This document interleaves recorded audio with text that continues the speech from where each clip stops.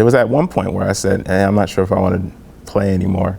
And my dad, he taught me something really important. He said, you can't quit everything, so I didn't. And I learned a different way to look at the instrument, and that's when I found out about jazz.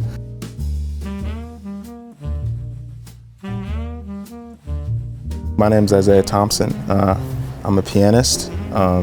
Sometimes that term scares me. I appreciate the respect when I hear pianist. I think the first thing I would say, Grand Seiko is about taking care. The specificities, the small things are just as important as the big things. And I think jazz musicians, we have to take care of the music. I think the most important thing is the mindset.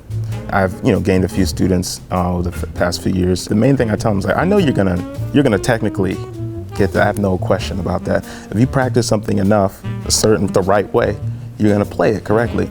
But my main concern is how are you conceiving of that idea? What exactly am I trying to execute artistically, not technically? What is it that I believe in, and how is that manifested in how I sound? That's gonna take a lot of time if you just thinking about it, and it's gonna probably take a lot of time if you not thinking about it in order to figure out what it is you wanna sound like and what it is you wanna be about.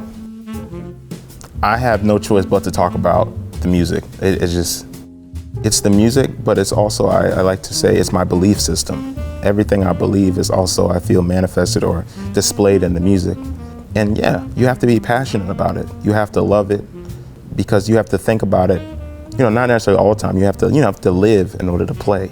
But you do have to love it so much that it's just a part of your everyday. You're just gonna constantly be learning, but humbling yourself and being gracious in that humility, I think is really important.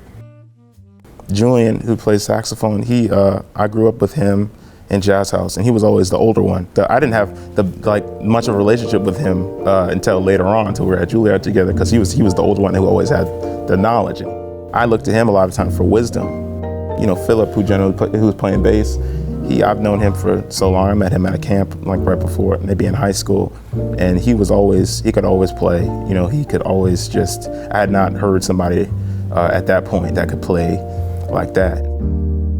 And then TJ, who plays drums, I call him the soul messenger. He has no choice but to be soulful. That's just how he is as a person too, on and off the drums. So you have these different personalities, and you have to use those to your advantage. I always say that's why you need everybody, because everyone has strengths, right?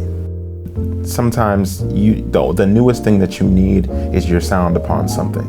It's not new because you decided to try and reinvent something. It's just the way that you sound doing whatever that thing is what's new about it. And I think Grand Seiko's the same way. I like to comp, right? It was this short term we use for accompanying somebody else. If the saxophone's playing, I'm listening to his ideas. He's improvising on something that I wrote, and so I'm not exactly sure where he's always gonna go.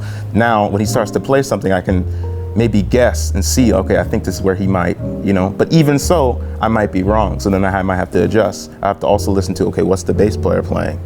And what is he? And he's always forgotten because he's the softest instrument, right?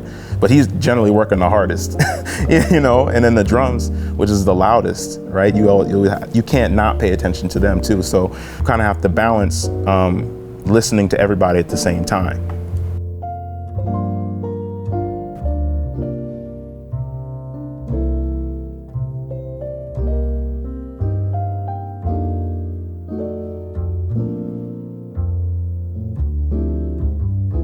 Jazz is a Black American art form, right? It's ancestral music, and that's an experience, right? And that's why I try to play. I play that experience. Right? You can't play this music without having an understanding of what it means. Those experiences, rough. When you sit down at the instrument to play, you say, okay, this is my time to make this into something beautiful, not only for them, but also for me. Just because someone doesn't see the value in something doesn't mean it's not valuable, right? Because they see it, and that's why they're the craftsmen and we're not. As musicians, I know there's something I put down on the bench, right? Because it gives me a certain height advantage when I sit down. Someone coming to see me, they might not know that, but that's okay, right? Because it's for me, and so then the music hopefully will sound better. And I think it's the same thing if you're looking at a watch. There's some things you're not gonna see because you're not a craftsman. knowing that someone's taking care of you, I think is the reason why it is what it is.